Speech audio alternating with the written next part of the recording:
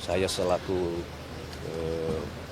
pengurus partai ya, bukan selaku Mensesnek juga kebetulan dulu kami bertugas di Komisi 2 dan kajian-kajian pembelajaran terhadap seluruh proses demokrasi kita itu kan terus berjalan ya.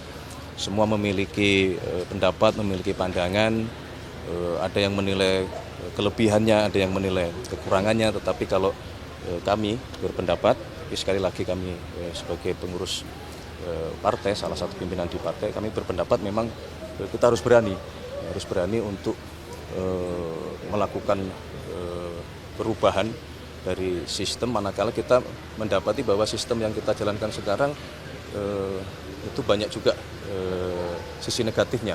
Misalnya dari ongkos politik gitu kan, kita semua sekarang tahu bahwa untuk menjadi seorang kepala daerah, baik bupati, wali kota maupun gubernur itu ongkosnya sangat besar. Belum dari sisi negara ya, dari sisi negara dalam hal ini mengenai pembiayaan ya. Nah inilah yang kemudian kalau kajian di kami internal Partai Gerindra, kami memang terus terang salah satu yang mengusulkan atau berpendapat bahwa kita berkehendak untuk mengembalikan sistem pemilihan kepala daerah itu melalui mekanisme di DPRD. Pak Prabowo juga apakah secara pribadi Pak Prabowo juga sudah lama mendukung gagasan ini ya Mas? Itu kan tadi saya sudah sampaikan, saya mewakili. Apakah itu juga dibicarakan Pak Prabowo ketika bertemu dengan menteri-menteri yang juga ketua umum parpol? Oh, kalau antar pimpinan partai kan tentu berbeda ya dengan kalau konteksnya beliau sebagai presiden dan berkoordinasi dengan menteri kan berbeda. Kalau dalam konteks partai politik ya itu juga bagian dari yang tidak hanya baru sekarang, itu sudah cukup lama juga kita bicarakan, kita bahas. Bahkan di periode yang lalu di masa pemerintahan Bapak Joko Widodo kan juga sudah banyak kita bahas untuk akan adanya revisi undang-undang pemilu kan. Kali ini Cukup ya? Mas, izin Mas, soal perayaan tahun baru Mas, boleh Mas sedikit? Ini kan banyak kepala daerah mengimbau supaya perayaan tahun baru tidak berlebihan ya, tidak menyalakan kembang api dan lain sebagainya sebagai bentuk simpati bagi korban bencana di Sumatera dan Aceh. Nah, kalau dari pemerintah pusat dan khususnya Presiden sendiri ada imbauan atau gimana Mas? Ya saya kira itu sangat tepat ya, sangat tepat karena kita juga harus menunjukkan rasa empati, solidaritas dan rasa senasib sepenanggungan sebagai satu bangsa kan tentunya ada yang sedang mengalami bencana yang kita juga harus ikut merasakan gitu, bahwa ini bertepatan dengan masalah kebetulan ada pergantian tahun ya. Kalau kami berpendapat ya apa yang disampaikan oleh kepala-kepala daerah itu sudah benar ya. Mas, setelah disahkan DPR itu Pak Prabowo udah menandatangani KUHP ya Mas? Ya. Sudah? Tanggal berapa Mas? Aku tanggal pastinya Pertengahan Desember. ya, kurang lebih. Berarti udah resmi punya nomor ya sebagai undang-undang ya? Iya. KUHP ya? Sudah. Pemberlakuannya baru nggak? Pemberlakuannya Baru nggak berarti di Januari 2022? Iya. Sama KUHP? KUHP-nya Januari nanti? Kitab Undang-Undang Hukum Acara Pidana kan. Nggak, maksudnya Yang pemberlakuannya baru nggak? Iya. Terus balik lagi ke penanggulangan bencana, ini ada usulan bahwa BNPB akan dijadikan kementerian. Apakah pemerintah mempertimbangkan untuk menjadikan BNPB? Belum lah, kita belum sampai ke situ ya. Sekarang kita konsentrasi betul-betul ingin secepat-cepatnya melakukan penanganan. Kalau daerah itu masih dianggap darurat gitu, kita pengen segera itu bisa terselesaikan. Kemudian yang sudah berhasil daruratnya terlewati, kita sudah mulai ingin fokus betul-betul untuk masalah rehab rekonnya Huntara maupun hunian tetap gitu. Ada satu contoh bahwa di sebuah kabupaten di Tapanuli Selatan itu sudah mulai proses pembangunan hunian tetap gitu, yang itu adalah hasil kerjasama kita semua ya, karena dibangun di atas lahan miliknya PTPN. Milik ini dalam artian penguasaan ininya ya, penguasaan hak kelolanya ya. Nah itulah yang menunjukkan bahwa memang ya negara punya kewajiban itu di saat masyarakat membutuhkan, ya kenapa tidak, tanah negara dipakai untuk kepentingan masyarakat, karena toh ini karena akibat bencana alam kan gitu. Mensos Oke ya. update soal penindakan Banyak. pembalakan liar, Mas. Hah? Satgas Penindakan. Balakan liar. Iya, ada update soal itu. Penegakan hukum. Ya, berkenaan dengan masalah pembalakan liar tentu sebelum sampai ke sana ya tentu kita semua itu adalah sebuah kegiatan yang tentu saja melanggar hukum kan begitu.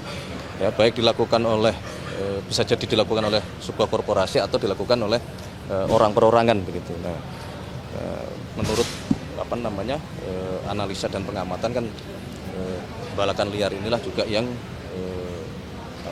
menambah daya dampak dari kejadian bencana kemarin kan begitu. Nah, tentu kita tidak ingin tinggal diam, makanya tadi sudah kami sampaikan bahwa saat ini Kementerian Kehutanan sedang melakukan review audit di kurang lebih 24 perusahaan yang mendapatkan izin pengelolaan kawasan hutan, baik HPH maupun HTI. Ini dalam rangka kita mau melakukan penertiban, mau melihat apakah ada kegiatan-kegiatan yang tidak seharusnya. Tapi juga kalau itu kan bersifat korporasi ya. Setelah itu kemudian kita juga harus menangani yang bersifat perorangan. Ini kan perlu edukasi ya.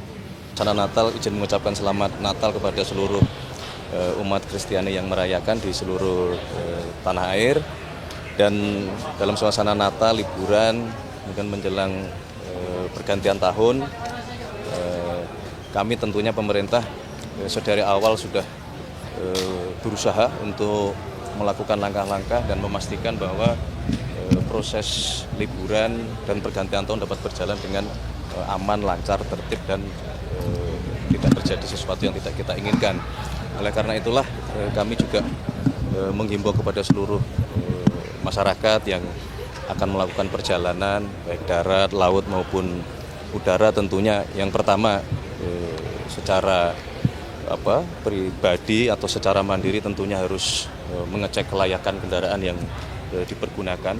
Kami juga pemerintah kami sudah menyampaikan kepada Kemenhub ya, untuk memaksimalkan proses pengecekan kendaraan angkutan umum. Karena kemarin juga sempat terjadi kecelakaan dan kita tidak ingin itu kembali terjadi.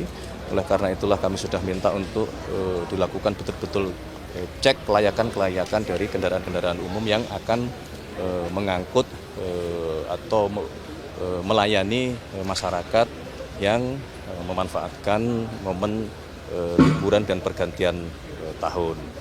Kemudian juga kami meminta kepada seluruh jajaran penyeberangan, SDP, Pelni, Pelindo untuk meningkatkan kewaspadaan, meningkatkan kedisiplinan prosedur, terutama prosedur keamanan dan keselamatan. Karena bagaimanapun juga di masa seperti ini jumlah penumpang itu meningkat, sehingga kita tidak boleh kendor dari sisi kedisiplinan keamanan maupun keselamatan. Saya kira itu hal-hal prinsip. Kalau hal-hal lainnya ya tentu kami memastikan ketersediaan BBM ya, Pertamina di bawah Kementerian ESDM untuk memastikan bahwa BBM tersedia di seluruh wilayah tanah air. Mas, terkait dengan tadi kan Kemensos mengatakan bahwa anggaran yang sudah digelontorkan Kemensos sendiri sudah mencapai 100 miliar lebih. Ya. Kalau dari pemerintah sendiri totalnya sejauh ini sudah berapa ya? Yang pertama tentang Kemensos kita tidak melihat angkanya, tapi kan kita melihat itemnya ya, karena angka itu sudah pasti akan bervariatif bergantung ya, dari kondisi data per hari ini. Ya, karena yang direalisasikan itu memang belum semuanya.